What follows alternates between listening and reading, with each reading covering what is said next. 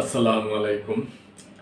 প্রিয় দর্শক, এখানে এমন একটা সংবাদ, এই সংবাদটা বহুত আগে থেকে এটার সংবাদ হয়েছে। এটা মনে করেন বাংলাদেশের ঢাকা শহরের যে বাস, এই যে গণপরিবহন, এই ব্যাপারটা নিয়ে সংবাদ, যা প্রধান উপদেষ্টার ভেরিফাইড ফেসবুক পেজে এই সংবাদটা প্রকাশিত হয়েছে। তবে দুঃখের ব্যাপার হলো একটা, যে এই ব্যাপারে, এই গাড়ি চলাচলের ব্যাপারে অনেক মিটিং, অনেক উদ্যোগ নেওয়া হয়েছে, কিন্তু কয়েকদিন হয় তারপরে ওই প্রকল্প মুখ থুবড়ে পড়ে। যেমন সবচেয়ে এটা প্রথম শুরু হয় যে প্রয়াত মেয়র আনিসুল হক, উনি একজন সৎ যোগ্য একজন মেয়র ছিলেন। উনি পৃথিবীতে নাই, উনি মারা গেছে। আল্লাহ ওনার আত্মার শান্তি কামনা করি। ওই লোকটা বেঁচে থাকলে হয়তো এতদিনে এটা হইয়া যাইত। এখন এই সংবাদটা আসছে যে শৃঙ্খলা, গাড়িতে শৃঙ্খলা আনবো, ভাড়া কম থাকবো, সব এক কোম্পানিতে চলবো, এরকম বহু নিউজ আমরা অনেক আগে থেকেই শূন্য আসতেছি, কিন্তু কয়েকদিন চলে হওয়ার পর আর কিছুই হয় না। আর এখন এই যে বর্তমান সরকার আছে, তারা যদি আল্লাহ রহমত ফেব্রুয়ারিতে নির্বাচন দিয়ে দেয়, তাহলে তার আর কয়দিন আছে, কয় মাস আছে। কিন্তু তারপরে যে পরবর্তীতে যে রাজনৈতিক সরকার আসবে, ওনারা কি এটা করবে? তার কারণ হলো এই পরিবহন সংস্থার পিছনে প্রতিটা দলের নেতারা আছে। বলেন বিএনপি, বলেন আওয়ামী লীগ, বলেন জাতীয় পার্টি, বলেন জামাত, সবাই আছে। তারা সবাই মিল্লামিশা সুন্দর। তার কারণ হলো কি, প্রিয় দর্শক, এখানে অসুবিধা তো নাই। তাদের ছেলেমেয়েরা কেউ এই দেশে পড়াশোনা করে না, এমনকি আত্মীয় স্বজনেরও না। দেখেন না যে বিগত সরকার চলে গেছে, 1 থেকে 4 স্টেপ পর্যন্ত বাইরে চলে গেছে।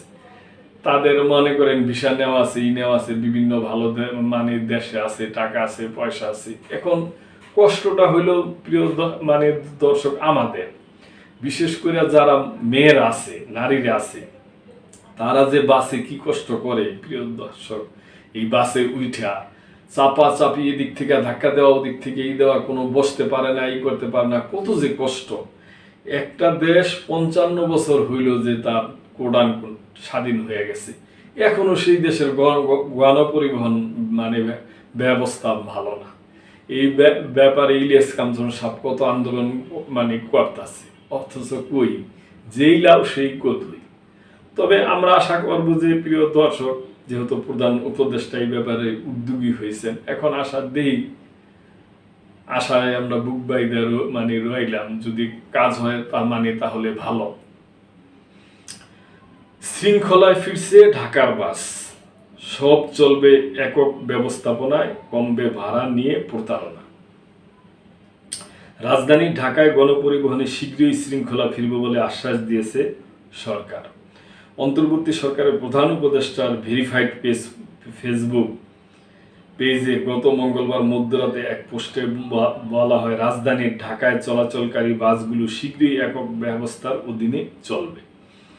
বাস কোম্পানিগুলোকে নির্ধারিত রুট ও স্টপস মেনে চলতে হবে। এতে শুরু রুটে শৃঙ্খলা ফিরবে, পরিবহন ব্যবস্থা হবে সুষ্ঠু ও নিরাপদ। প্রিয় দর্শক, পৃথিবীর 2-1টা দেশে আল্লাহ পাক যাওয়ার তৌফিক আমাদের দিছে, দেখছি যে গণপরিবহন কিভাবে চলে। এমনকি আমাদের পাশের দেশ ভারতও, কলকাতায় আমি এক সময় গেছিলাম, আমি ওখানে একটা ব্যানার খুঁজে পাইলাম না। আর দেখলাম যে বাসগুলা যে চওড়া হওয়ার পরে বাসগুলাতে উঠলেই সুন্দর হাতে টিকিট দিয়ে দেয়।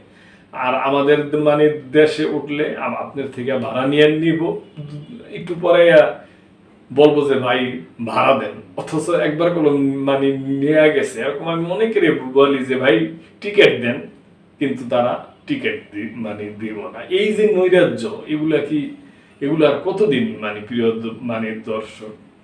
একটা দেশের সৌন্দর্যই তো তার গণপরিবহন। যানজট, যে যেভাবে পারতাছে গাড়ি নামাইতেছে, কোনো নেই। যে এখন যে অটো রিক্সা গুলা চলতেছে, কি জোরে চলাচল করে, এর উপর দিয়ে উঠাই দেয়, কত যে অ্যাক্সিডেন্ট হয়। এইভাবে কি হয়, প্রিয় দর্শক? ভয়াবহ যানজট ও গণপরিবহনের নৈরাজ্য রাজধানী ঢাকার চিরাচরিত দৃশ্য। ঢাকায় যানবাহনের গতির চেয়ে মানুষের হাঁটার গতি বেশি।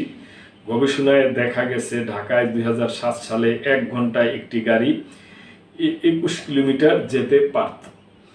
এখন তা কমে দাঁড়িয়েছে 4.8 কিলোমিটার। অন্যদিকে বর্তমানে মানুষের হাঁটার গতি ঘন্টায় 4.15 কিলোমিটার দেখা গেল, যা যানবাহনের গতির চেয়ে বেশি।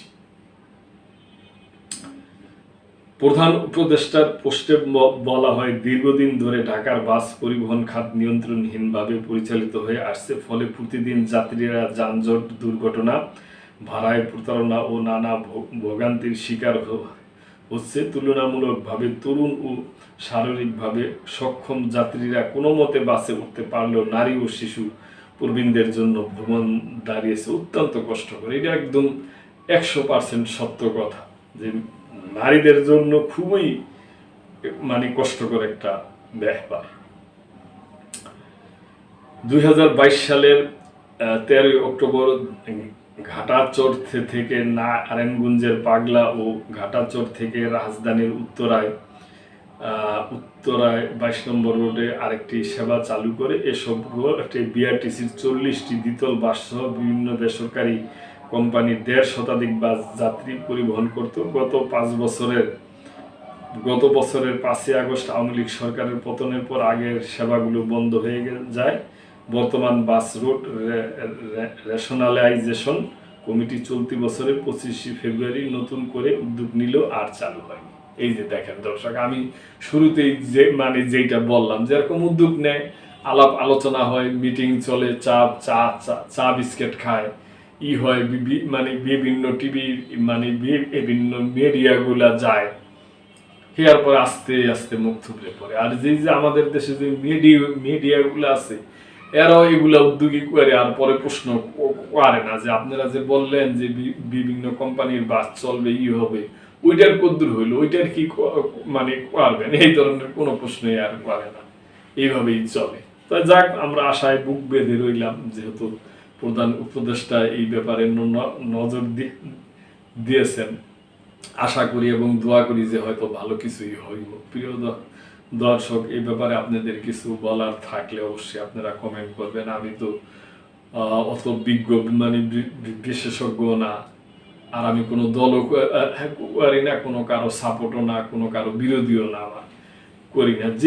যেটুকুই পারি দেশের জন্য, জনগণের জন্য, ভালোর জন্য আমি বলি। এতে হয়তো ভুল ভ্রান্তি হইলে কোট আমি আপনাদের কাছে, সবার কাছে ক্ষমা প্রার্থী। তবে আমি চাই যে একটা দেশের সৌন্দর্যই ওই দেশের গণপরিবহন, ওই দেশের রাস্তাঘাট, পরিষ্কার পরিচ্ছন্নতা। এটা শুধু সরকারের উপরে ফেলে দিলেই চলবে না, এটা আমাদেরও উদ্যোগী হইতে হবে।